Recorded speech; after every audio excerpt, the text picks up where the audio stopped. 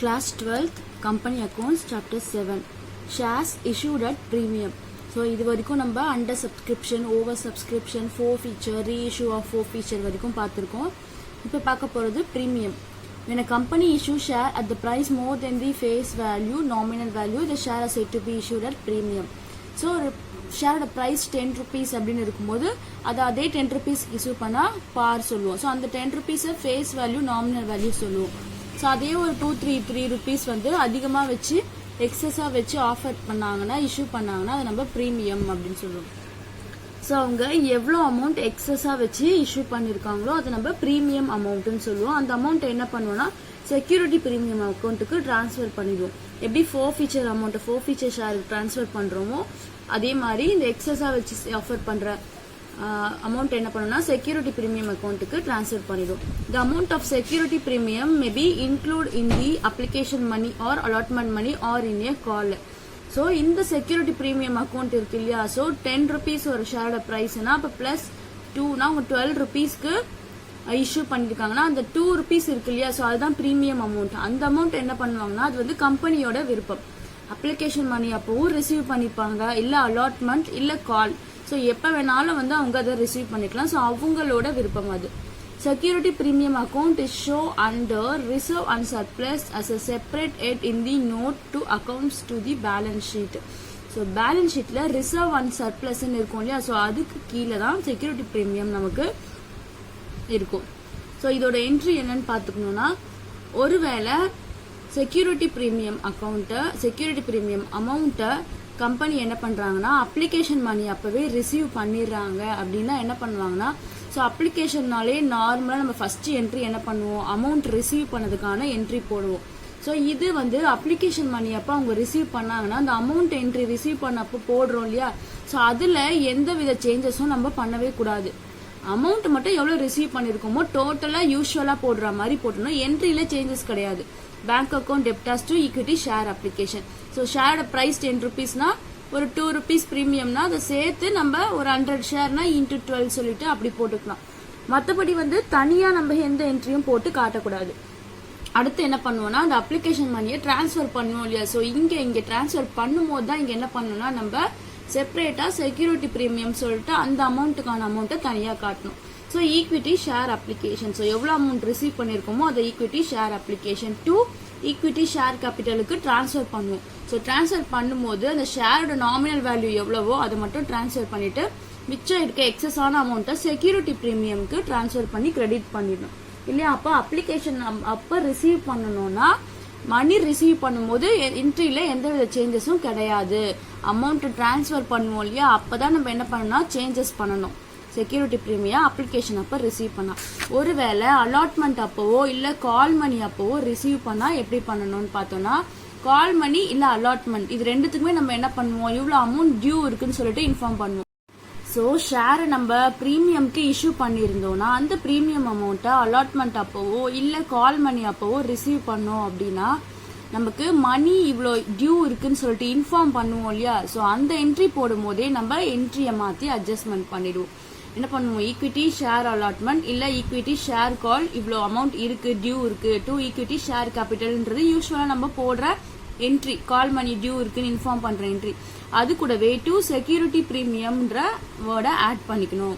So இதுக்கான amount எப்படி போடுறதுன்னு நம்ம சம் போடும்போது ஸ்பிட் அப் பண்ணி சொல்லும் போது உங்களுக்கு இது தெரியும். அதாவது இவ்வளோ அலாட்மெண்ட் மணி டியூ இருக்கு, அலாட்மெண்ட் மணி 3 rupeesனா ப்ரீமியமோட சேர்த்து 5 rupees ஆயிடும். 2 rupees ப்ரீமியம் ஆட் பண்ணோம்னா அப்போ 5 rupee வந்து டியூ இருக்குன்னு சொல்லிட்டு அவங்களுக்கு கால் மணி இவ்வளோ டியூ இருக்குன்னு சொல்லிட்டு கால் ஃபார் பண்ணுவோம். அதுல இந்த 3 rupees வந்து ஷேர் கேபிட்டல் உள்ள போயிடும், 2 rupees வந்து செக்யூரிட்டி ப்ரீமியம் உள்ள போயிடும். ஸோ அதை ரிசீவ் பண்ணும்போது எந்த சேஞ்சஸுமே இருக்காது. யூஸ்வலாக நம்ம ரிசீவ் பண்ணும்போது எப்படி போடுவோம் அதே மாதிரி இங்க இதுக்கும் தான் அப்ளிகேஷன் மணிக்கும் ரிசீவ் பண்ணும்போது எந்த சேஞ்சஸும் இருக்காது. கேஷ் உள்ள வரும்போது இந்த அமௌண்ட் இவ்வளோ டியூ இருக்குன்னு கால் ஃபார் பண்ணும்போது தான் ப்ரீமியம் செக்யூரிட்டி ப்ரீமியம்ல சேஞ்சஸ் மேட் பண்ணுவோம். அதே மாதிரி அப்ளிகேஷன் அப்போ ரிசீவ் பண்ணும்போது எந்த சேஞ்சஸும் இருக்காது. ஷேர் கேபிட்டல்ல டிரான்ஸ்ஃபர் பண்ணும்போது தான் செக்யூரிட்டி ப்ரீமியம்ன்ற அமௌண்ட்டை இன்க்ளூட் பண்ணிக்கும். ஸோ இன்கேஸ் இதையே ஃபோர்ஃபீச்சர் பண்றாங்கன்னு வச்சுக்கோங்க. ஸோ ஃபோர்ஃபீச்சர் பண்ணும்போது நான் சொல்லியிருக்கேன் இல்லையா, கம்பெனியோட விருப்பம். அப்ளிகேஷன்லயும் ரிசீவ் பண்ணிப்பாங்க, அலாட்மெண்ட்லயும் ரிசீவ் பண்ணிப்பாங்க அவங்க செக்யூரிட்டி ப்ரீமியம் அமௌண்ட்டை. ஒருவேளை அலாட்மெண்ட்லயே ரிசீவ் பண்ணிடுறாங்கன்னு வச்சுக்கோங்க செக்யூரிட்டி ப்ரீமியம் அக்கௌண்ட்டை, ஃபைனல் கால் அமௌண்ட் தான் வந்து பே பண்ணல. அப்போ அதை என்ன பண்ணுவாங்க, ஃபோர்ஃபீச்சர் பண்ணிடுவாங்க. அப்போ ஷேர் கேப் நம்மளுக்கு அலாட்மெண்ட் அப்பவே செக்யூரிட்டி ப்ரீமியம் அமௌண்ட்டை ரிசீவ் பண்ணிட்டோம் அப்படின்னா ஃபோர்ஃபீச்சர் என்ட்ரி போடும்போது எந்த சேஞ்சஸும் பண்ண வேணாம். நம்ம ஆஸ் யூஷுவல் எப்படி ஃபோர்ஃபீச்சர் பண்ணுவோமோ அதே மாதிரி பண்ணிடலாம். ஒருவேளை நம்ம அந்த செக்யூரிட்டி ப்ரீமியமே ஃபைனல் காலில் தான் ரிசீவ் பண்ணலான்னு இருந்தோம், அவங்க அப்போ ஃபைனல் காலும் பே பண்ணல, செக்யூரிட்டி ப்ரீமியமும் பே பண்ணல. ஸோ அப்போ நம்ம ஃபோர்ஃபீச்சர் பண்ணிட்டோம்னா அப்போ அவங்க செக்யூரிட்டி ப்ரீமியம் பே பண்ணல இல்லையா, அப்போ அதை என்ன பண்ணணும்னா நமக்கு தனியாக ஒரு என்ட்ரி போட்டு காட்டணும். என்ட்ரியில் கூட அட்ஜஸ்ட்மெண்ட் ஆட் பண்ணி காட்டணும், இவங்க பே பண்ணல அப்படின்னு சொல்லிட்டு. இல்லை பே பண்ணிட்டாங்கன்னா அதில் சேஞ்சஸ் இருக்காது, எப்பவும் போல நம்ம போட்டுக்கலாம். ஸோ இது நம்ம சம் பார்க்க உங்களுக்கு ஈஸியாக இது புரியும். So sum number 15 பாருங்க. Shero Healthcare Limited invited application for 3 lakhs equity share of 10 each at the premium of 2 per share payable as follows. So 3 lakh equity share issue பண்ணிருக்காங்க. 10 rupees தான் அதோட ஃபேஸ் வேல்யூ இல்லையா, அவங்க பிரீமியம்க்கு issue பண்ணிருக்காங்க. அப்ப 2 rupees extra, அப்ப 12 rupeesக்கு issue பண்ணிருக்காங்க. இதுல பாத்தீங்கன்னா 3 rupees அப்ளிகேஷன் அப்பவே என்ன பண்ணிட்டாங்கன்னா ரிசீவ் பண்ணிட்டாங்க. 5 rupees வந்து அலாட்மெண்ட் அப்ப ரிசீவ் பண்ணிருக்காங்க. சோ இன்க்ளூடிங் பிரீமியம் கொடுத்திருக்காங்க. அப்ப 2 rupees பிரீமியம் இல்லையா. இப்போ இந்த கம்பெனி என்ன டிசைட் பண்ணிருக்காங்க, நம்ம அலாட்மெண்ட் அப்ப அந்த 2 rupees பிரீமியம் ரிசீவ் பண்ணிக்கலாம் டிசைட் பண்ணி அப்ப சேர்த்து 5 rupees ரிசீவ் பண்ணிட்டாங்க. மிச்ச 4 on first and final call. There was over subscription and application was received for 4 lakh shares and the excess application were rejected by the director. All the money due were received past the journal entry.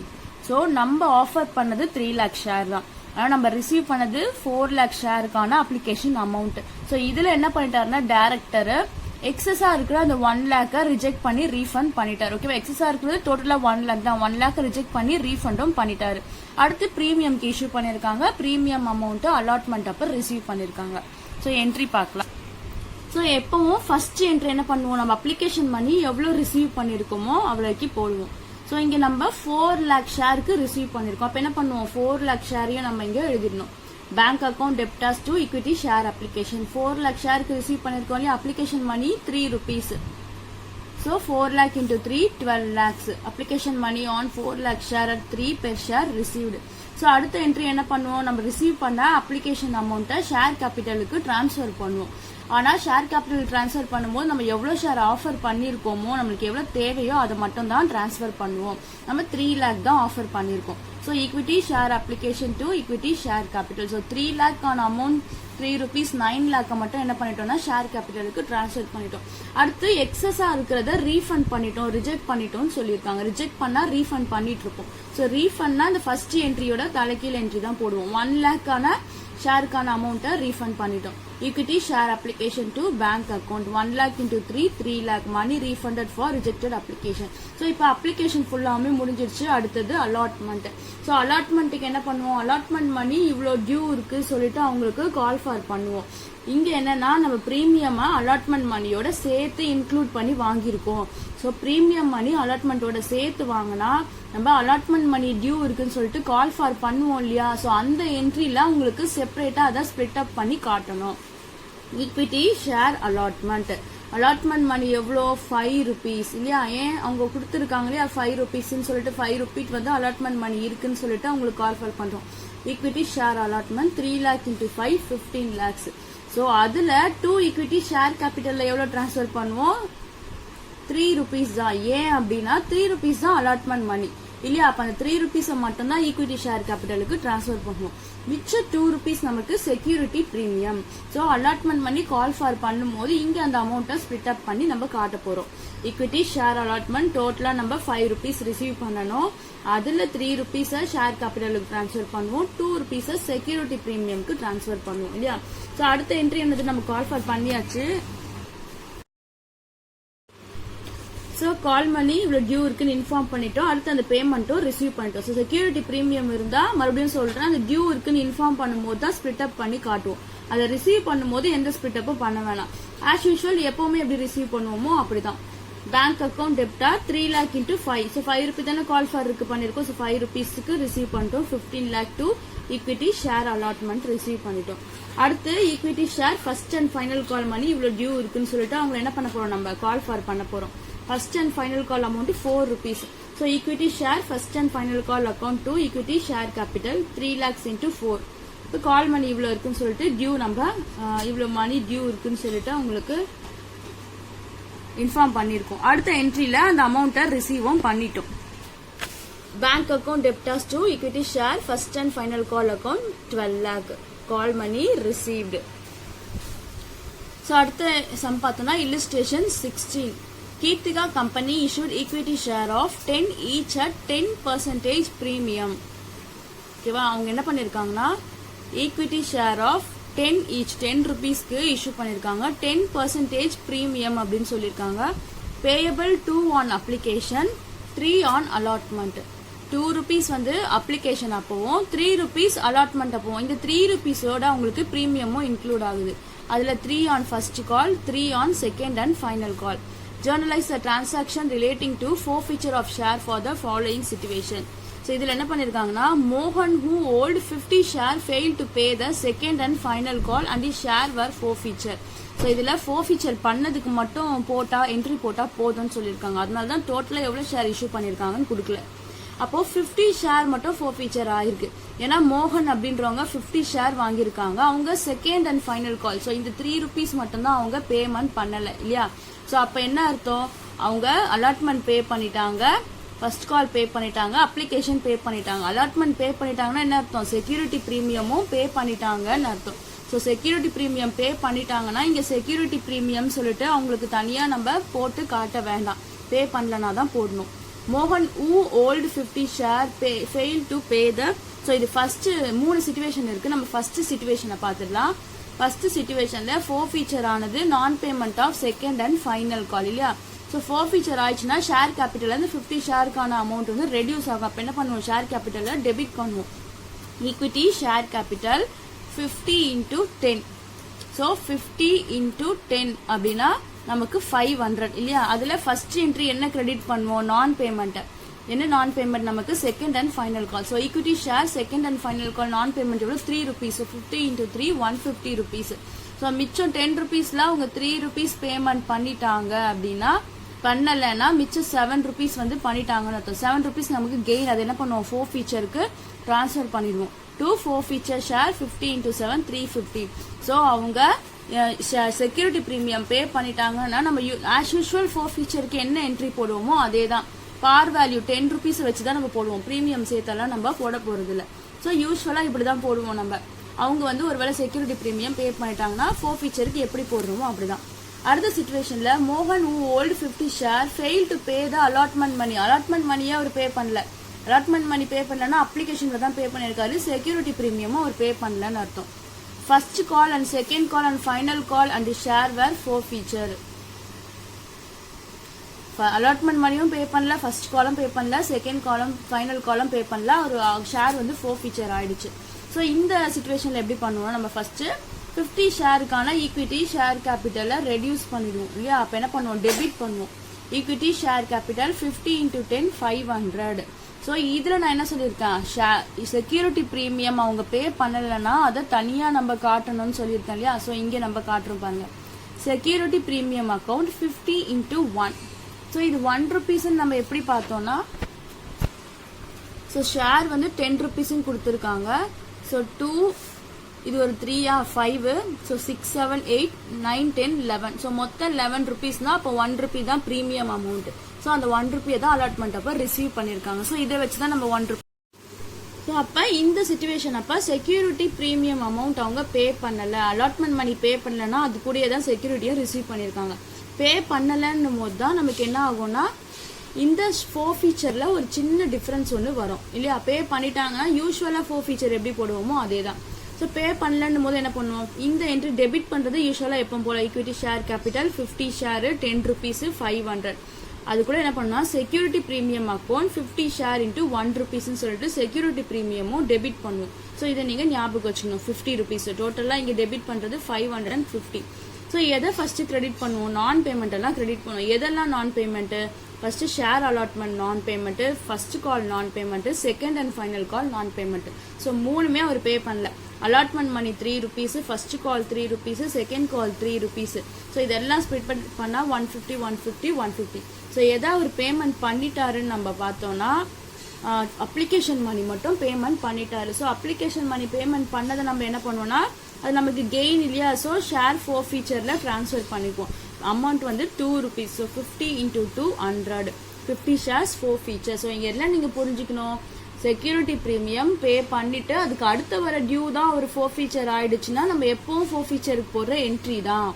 ஒருவேளை security premium அவங்க என்ன டியூவில் receive பண்ணுறாங்களோ அந்த டியூவே அவர் payment பண்ணலை, அலாட்மெண்ட்டோ first காலோ payment பண்ணலைன்னும் போது அப்போ ஒரு சின்ன சேஞ்சஸ் என்னன்னா ஈக்விட்டி ஷேர் கேபிட்டலை ரெடியூஸ் பண்ணும்போது அது கூடவே சேர்த்து செக்யூரிட்டி ப்ரீமியமும் டெபிட் பண்ணிடணும். ஸோ அவ்வளோதான், வேற எதுவும் இல்லை. தேர்ட் சிச்சுவேஷன் பார்த்தோம்னா Mohan, who owed 50 share, failed to pay the allotment money on the first call and the share were forfeited after the first call. என்ன பண்ணிட்டாரு, அலாட்மெண்ட் மணி பேமெண்ட் பண்ணல, அப்ளிகேஷன் மட்டும் தான் பேமெண்ட் பண்ணிருக்காரு. நான் பேமெண்ட் வந்து அலாட்மெண்ட் மணியோ ஃபர்ஸ்ட் காலும். ஸோ செகண்ட் கால் வரைக்கும் வெயிட் பண்ணல, ஃபர்ஸ்ட் கால் இருக்கும்போது என்ன பண்ணிட்டாங்கன்னா ஃபோர்ஃபீச்சர் பண்ணிட்டாங்க. ஸோ ஃபர்ஸ்ட் கால்லேயே ஃபோர்ஃபீச்சர் பண்ணிட்டாங்கன்னா செகண்ட் கால் 3 rupees இல்லையா, அந்த 3 rupees வரைக்கும் அவங்க வெயிட் பண்ணல. ஸோ டியூ 7 rupees வரைக்கும் இருக்கும் போதே ஃபோர்ஃபீச்சர் பண்ணிட்டா நம்ம என்ன பண்ணுவோம், எந்த அமௌண்ட் வரைக்கும் அவங்க எந்த சிச்சுவேஷன்ல ஃபோர்ஃபீச்சர் பண்ணிருக்காங்களோ அந்த சிச்சுவேஷன் வரைக்கும் எவ்வளோ அமௌண்ட் ரிசீவ் பண்ணிருக்காங்களோ அதை மட்டும் தான் கால்குலேட் பண்ணிக்குவோம். ஸோ டோட்டலா ஷேரோட வேல்யூ 10 rupees. அதுல அவங்க லாஸ்ட் செகண்ட் கால் பார்த்தோம்னா 3 rupees. ஸோ இந்த 3 rupees வரைக்கும் அவங்க வெயிட் பண்ணல, 7 rupees இருக்கும் போதே ஃபோர்ஃபீச்சர் பண்ணிட்டாங்க. அப்ப என்ன பண்ணுவோம், ஷேர் கேபிட்டல் ரெடியூஸ் பண்ணும்போது equity share capital account 50 share 7 rupees தான் நம்ம கன்சிடர் பண்ணுவோம். 7னா 350.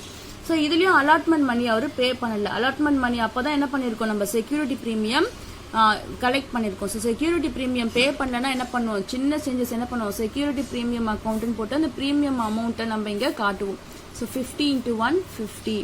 அடுத்து எதை கிரெடிட் பண்ணுவோம் நம்ம ஃபோர்ஃபீச்சர்ல, நான் பேமெண்ட். எது நான் payment, share allotment non payment, share first call non payment. So 50 into 3 50 into 3 150 150. So last என்ன பண்ணுவோம், பேமெண்ட் பண்ணதை ஃபோர்ஃபீச்சர் ஷேருக்கு டிரான்ஸ்ஃபர் பண்ணிடுவோம் அந்த கெயினை.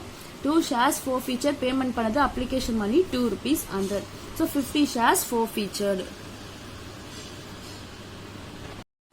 ஸோ அடுத்து பார்த்தோம்னா Divya limited allotted 10,000 equity share of 10 each at the premium of 2.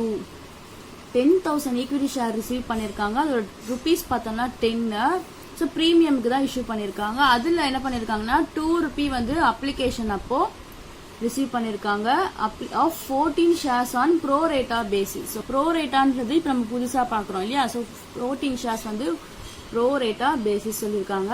The excess application money will be adjusted toward allotment money. The amount payable was 2 on application. So எப்படி receive பண்ணிருக்காங்கன்னா 2 rupees அப்ளிகேஷன்ல 5 rupees அலாட்மெண்ட்ல அதுல இந்த 2 rupees premium சொல்லிருக்காங்களா அதை include பண்ணி வாங்கியிருக்காங்க. அப்ப premium allotment அப்ப வாங்கியிருக்காங்க. 3 on first call, 2 on final call. Because a shareholder failed to pay the first and final call of his 300 share. All the shares was forfeited and out of them 200 was reissued at 9 per share. So இது என்னன்னா pro rata basisனா 10,000 equity share வந்து offer பண்ணிருக்காங்க. ஆனா உங்களுக்கு over subscription ஆயிருக்கு. எவ்வளவு ஆயிருக்கு, 40,000 share வந்து வந்திருக்கு, ஆஃபர் ஆயிருக்கு, சப்ஸ்கிரைப் ஆயிருக்கு.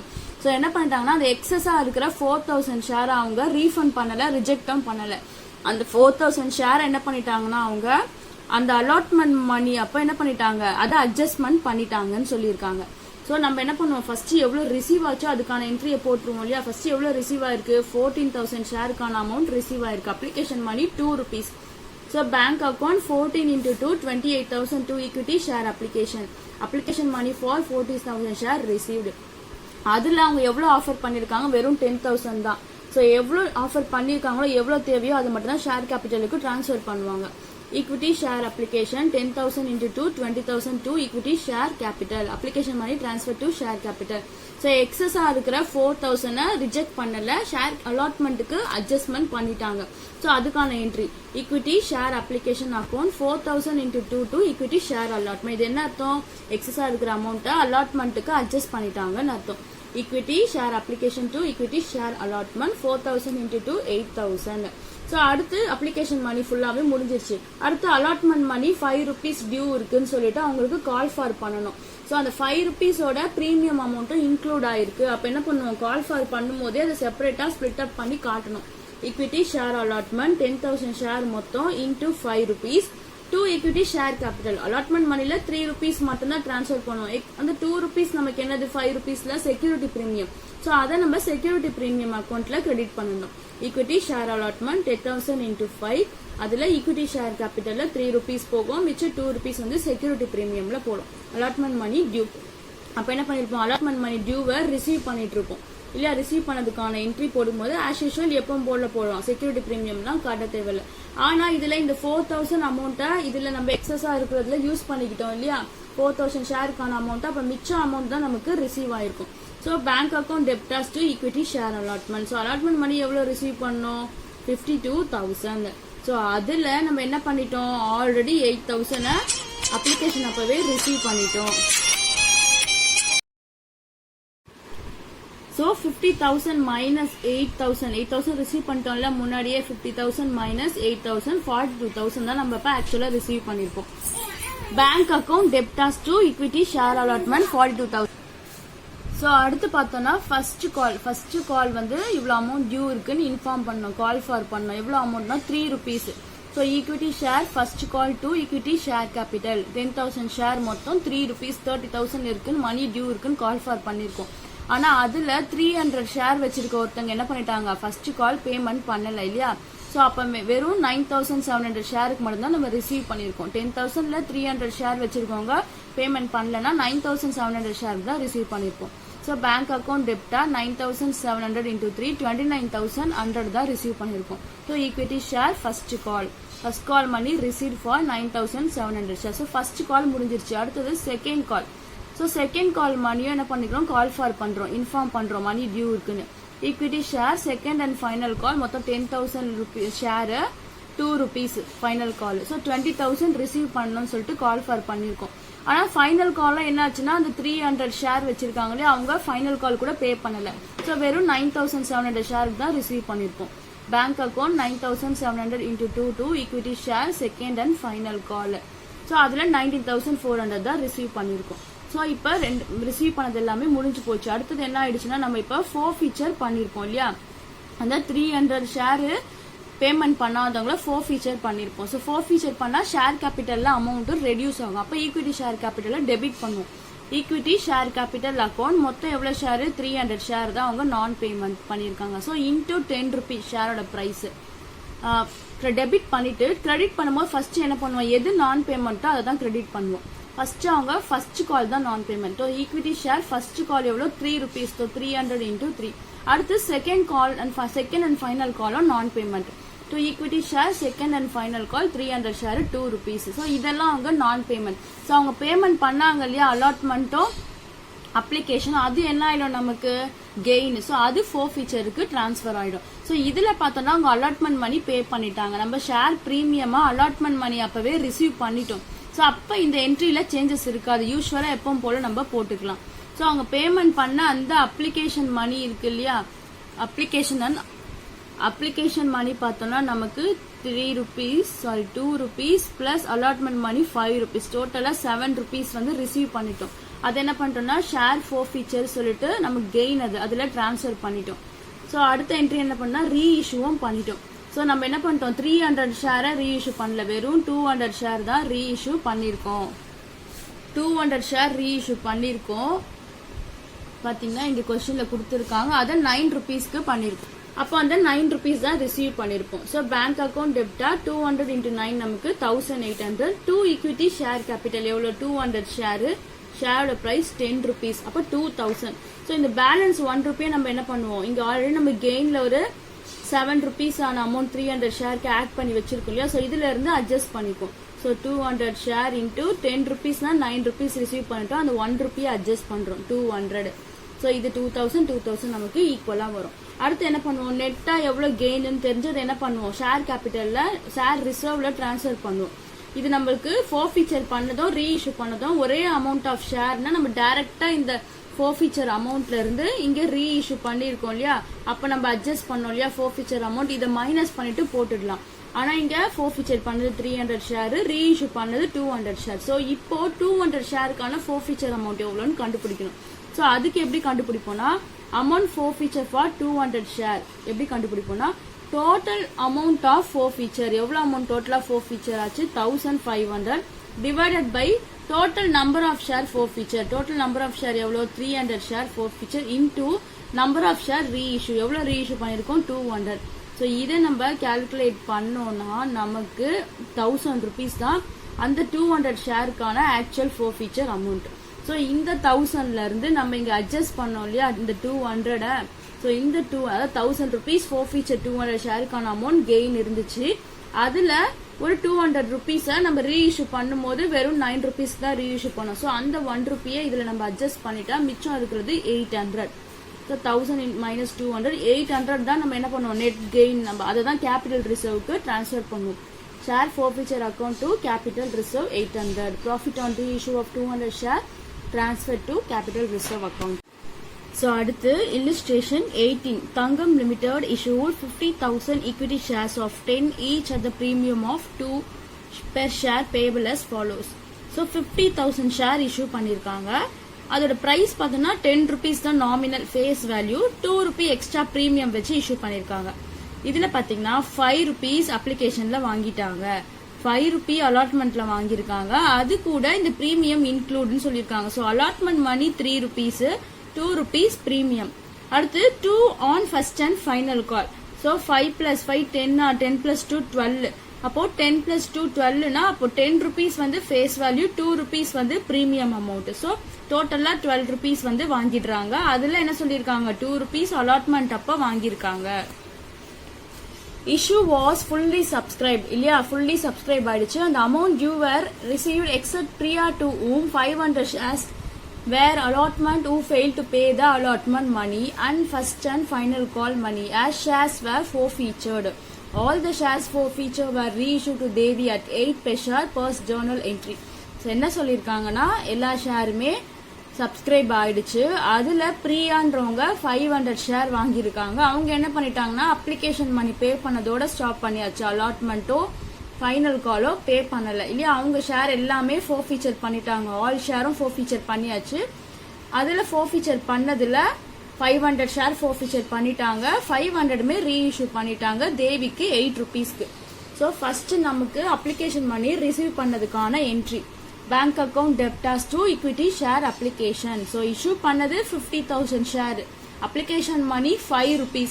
ஸோ ஆஃபர் பண்ணதே அவங்களுக்கு சப்ஸ்கிரைபர் ஆயிடாச்சு. So 50,000 into 5 2,50,000. அடுத்து என்ன பண்ணுவோம் அப்ளிகேஷன் மணி ரிசீவ் பண்ணதை ஷேர் கேபிட்டலுக்கு டிரான்ஸ்ஃபர் பண்ணுவோம். equity share application to equity share capital. transfer of application money to share capital. நம்ம 50,000 ஷேர் தான் ஆஃபர் பண்ணோம், 50,000 சப்ஸ்கிரைப் ஆயாச்சு, 50,000 ஷேர் கேபிட்டலுக்கு டிரான்ஸ்ஃபர் பண்ணியாச்சு. அடுத்து ஷேர் அலாட்மெண்ட் டியூ இருக்குன்னு சொல்லிட்டு இன்ஃபார்ம் பண்ணணும். ஸோ இது இன்ஃபார்ம் பண்ணும்போது என்னாச்சு ஷேர் அலாட்மெண்ட் அப்பதான் நம்ம பிரீமியமும் சேர்த்து அவங்களுக்கு என்ன பண்ணிருக்கோம் கலெக்ட் பண்ணிருக்கோம். அப்ப அந்த மணி இவ்வளவு டியூ இருக்குன்னு இன்ஃபார்ம் பண்ணும்போதே செக்யூரிட்டி பிரீமியம் செப்பரேட்டா ஸ்பிட் அப் பண்ணி காட்டுவோம். Equity share allotment, allotment money எவ்வளவு சொல்லிருக்காங்க 5 rupees. So 50,000 into 5 2,50,000. அதுல ஈக்விட்டி ஷேர் கேபிட்டல்ல அலாட்மெண்ட் மணியை டிரான்ஸ்ஃபர் பண்ணுவோம். பிரீமியம் எவ்வளவு எக்ஸஸா பிரீமியம் வாங்கியிருக்கோமோ அதை செக்யூரிட்டி பிரீமியம்க்கு டிரான்ஸ்ஃபர் பண்ணுவோம். to equity share capital 50,000 into 3 to security premium 50,000 into 2. Allotment money due இருக்குன்னு சொல்லிட்டு இன்ஃபார்ம் பண்ணியாச்சு. ஷேர் அலாட்மெண்ட் 5 rupeesல 3 rupee தான் அலாட்மெண்ட் மணி, 2 rupees வந்து பிரீமியம். ஸோ இதுல என்ன ஆச்சுன்னா 50,000 ஷேர்ல 500 ஷேர் வாங்கினவங்க என்ன பண்ணிட்டாங்க அலாட்மெண்ட் மணியை அவங்க பே பண்ணல இல்லையா. அப்ப வெறும் 49,500 தான் நம்ம ரிசீவ் பண்ணிருக்கோம். So bank account debtor 49,500 into 5 to equity share allotment. So எவ்வளோனா 2,47,500. ஏன்னா 500 ஷேர் வச்சுட்டு இருந்த ப்ரீயான்றவங்க பே பண்ணல அவங்க. ஸோ அலாட்மெண்ட் முடிஞ்சாச்சு. அடுத்து first call. So equity share first and final call money due இருக்குன்னு இன்ஃபார்ம் பண்ணோம் இல்லையா. டு ஈக்விட்டி ஷேர் கேபிட்டல் மொத்தம் நமக்கு 50,000 share. First and final call amount எவ்வளோ பார்த்தோம்னா 2 rupees நமக்கு. ஸோ இன்டூ 2 1 lakh வருது நமக்கு. ஸோ இவ்வளோ மணி டியூ இருக்குன்னு சொல்லிட்டு கால் ஃபார் பண்ணியாச்சு. அடுத்த என்ட்ரியில் என்ன பண்ணுவாங்க அவங்க பேமெண்ட் பண்ணுவாங்க. ஸோ இந்த பிரியா அப்படின்றவங்க 500 ஷேர் அலாட்மெண்ட்டும் பே பண்ணல, ஃபர்ஸ்ட் அண்ட் ஃபைனல் காலை பே பண்ணல. ஸோ 500 லெஸ் பண்ணா 49,500 into 2 நமக்கு 99,000. 2 equity share first and final call. So application முடிஞ்சாச்சு, அலாட்மெண்ட் முடிஞ்சாச்சு, ஃபர்ஸ்ட் அண்ட் ஃபைனல் காலும் முடிஞ்சாச்சு. அடுத்து என்ன பண்ணோம், அந்த 500 ஷேரை ஃபோர்ஃபீச்சர் பண்ணியாச்சு நான் பேமெண்ட்காக. ஸோ அதுக்கான என்ட்ரி. ஸோ ஃபோர்ஃபீச்சர் பண்ணா ஈக்விட்டி ஷேர் கேபிட்டல் என்ன ஆகும்னா ரெடியூஸ் ஆகும். அப்போ ஈக்விட்டி ஷேர் கேபிட்டலை டெபிட் பண்ணுவோம். ஈக்விட்டி ஷேர் கேபிட்டல் 500, ஷேரோட வேல்யூ 10. ஓகேவா, 12 ருபீஸ்க்கு பண்ணக்கூடாது. எப்பவுமே ஃபோர்ஃபீச்சர் பண்ணும்போது 10க்கு தான் பண்ணணும் இல்லையா. அந்த செக்யூரிட்டி ப்ரீமியம் அமௌண்ட் இதில் காட்டக்கூடாது. ஸோ இன்டூ 10 தான் பண்ணுவோம் நம்ம. ஸோ 10னா 5000. ஸோ நான் என்ன சொல்லியிருக்கேன்னா ஃபோர்ஃபீச்சர் பண்ணும்போது யார் நம்ம ஃபோர்ஃபீச்சர் பண்ணுமோ அவங்க அலாட்மெண்ட் மணியோட சேர்த்து செக்யூரிட்டி ப்ரீமியம் பே பண்ணிட்டாங்கன்னா ஆஸ் யூஷுவல் எப்பவும் போல ஃபோர்ஃபீச்சர் போட்டுடலாம். இன்கேஸ் அவங்க வந்து அலாட்மெண்ட் மணி பே அதாவது செக்யூரிட்டி மணி பே பண்ணல அப்படின்னா நம்ம என்ன பண்ணோம்னா செக்யூரிட்டி ப்ரீமியம் தனியா ஒரு என்ட்ரி போட்டு காட்டணும் இல்லையா. அவங்க பே பண்ணிட்டாங்கன்னா நம்ம அதை பெரிய இஷ்யூ எடுத்துக்க வேணாம். எப்பவும் போல ஆஸ் யூஷுவல் ஃபோர்ஃபீச்சருக்கு போடுற என்ட்ரி போட்டுடலாம். ஸோ இங்க பார்த்தோன்னா அவங்க அலாட்மெண்ட் மணியே பே பண்ணல. அப்போ அலாட்மெண்ட் மணி கூட சேர்த்து தான் செக்யூரிட்டி அமௌண்ட்டும் இருக்கு. ஸோ அப்போ அது பே பண்ணல, அப்போ இது தனியாக காட்டணும் இல்லையா. ஸோ செக்யூரிட்டி ப்ரீமியம் அக்கௌண்ட் 500 × 2 சொல்லிட்டு ஷேர் கேபிட்டல் கூடவே டெபிட் பண்ணிக்கணும். 2 rupees ஏன்னா 10 rupees ஷேரோட பிரைஸ், 2 rupees தான் செக்யூரிட்டி ப்ரீமியம் கொஸ்டின்லேயே கொடுத்துருக்காங்க. ஸோ இது ஒரு 1000 இல்லையா. அடுத்து நம்ம எதெல்லாம் கிரெடிட் பண்ணுவோம், ஃபர்ஸ்ட் நான் பேமெண்ட்டை கிரெடிட் பண்ணுவோம். Share allotment non payment 500 × 5, first and final காலம் நான் பேமெண்ட் 500 × 2. ஸோ அப்போ எவ்வளோ பேமெண்ட் பண்ணிட்டாங்க, 12 rupees வேல்யூ உள்ள ஷேர்ல 7 rupees பே பண்ணல அப்படின்னா அவங்க ஆல்ரெடி அப்ளிகேஷன் மணி பே பண்ணியிருக்காங்க 5 rupees இல்லையா. ஸோ அந்த 5 rupees என்ன பண்ணணும், நம்ம ஷேர் ஃபோர்ஃபீச்சர்ல டிரான்ஸ்ஃபர் பண்ணிடுறோம். அது நமக்கு கெயின் தானே. ஸோ அதுல வந்து டிரான்ஸ்ஃபர் பண்ணிடணும். So equity share capital reduce ஆகுது. ஸோ டெபிட் பண்ணுவோம். ஷேரோட பிரைஸ் 10 rupees, ஸோ 5000. ஸோ இவங்க செக்யூரிட்டி ப்ரீமியம் பே பண்ணல அப்படின்றதால இது தனியா காட்டுவோம். Security premium 500 × 2. அடுத்து நான் பேமெண்ட்டை கிரெடிட் பண்ணுவோம். அலாட்மெண்ட் பேமெண்ட் பண்ணல, first and final call payment பண்ணல. ஸோ பேமெண்ட் பண்ணது அப்ளிகேஷன் மணி மட்டும்தான், அது நமக்கு கெயின். ஸோ அது நமக்கு ஃபோர்ஃபீச்சர் அக்கௌண்ட்ல ஆட் ஆயிடும். ஸோ டெபிட் கிரெடிட்டும் தனித்தனியாக ஆட் பண்ணா ஈக்குவலா வரும். இது 6000, இது ஆட் பண்ணா 6000. ஸோ அடுத்து ஃபோர்ஃபீச்சர் பண்ணதை ரீஇஷ்யூ பண்ணியிருக்காங்க. ஸோ எப்படி இவங்க ரீஇஷ்யூ பண்ணியிருக்காங்கன்னா மொத்தத்தையுமே ரீஇஷ்யூ பண்ணிட்டாங்க. 500யும் 8 rupeesக்கு பண்ணியிருக்காங்க. ஸோ 8 rupeesக்கான அமௌண்ட் தான் ரிசீவ் பண்ணியிருக்கோம். So bank account debtor 500 × 8 4000. 2 equity share கேபிட்டலோட பிரைஸ் என்னது 10 rupees, ஸோ 5000. ஸோ 10,000 வேல்யூ உள்ள ஷேரை 8 rupeesக்கு இஷ்யூ பண்ணியிருக்காங்கன்னா மிச்சம் 2 rupees நமக்கு இடிக்குது இல்லையா. அதை என்ன பண்ணுவோம், நம்ம இந்த ஃபோர்ஃபீச்சர் பண்ணி வச்சிருக்கோம் இல்லையா அமௌண்ட் இதுல இருந்து எடுத்துருவோம். 500 × 2000. ஸோ இப்போ நமக்கு ஈக்குவலா கரெக்ட் ஆயிடும். அடுத்து என்ன பண்ணுவோம், நெட் கெயின் எவ்வளோன்னு கண்டுபிடிச்சு அதை கேபிட்டல் ரிசர்வ்க்கு டிரான்ஸ்ஃபர் பண்ணும். ஸோ நெட் கெயின் எவ்வளோ, ஆல்ரெடி நமக்கு ஃபோர்ஃபீச்சர் பண்ணதுல 2500 ரூபாய் லாபம் வந்துச்சு. அந்த 2500 ரூபாய் என்ன பண்ணுவோம், இஷ்யூ பண்ணும்போது 1000 rupees நம்ம அதுல இருந்து எடுத்து அட்ஜஸ்ட்மெண்ட் பண்ணிக்கிட்டோம். மிச்சம் 1500 தான் நமக்கு ஃபைனலா நெட் கெயின். ஸோ இதை transfer forfeiture share to capital reserve 1500. Gain on reissue of forfeiture share transfer to capital reserve.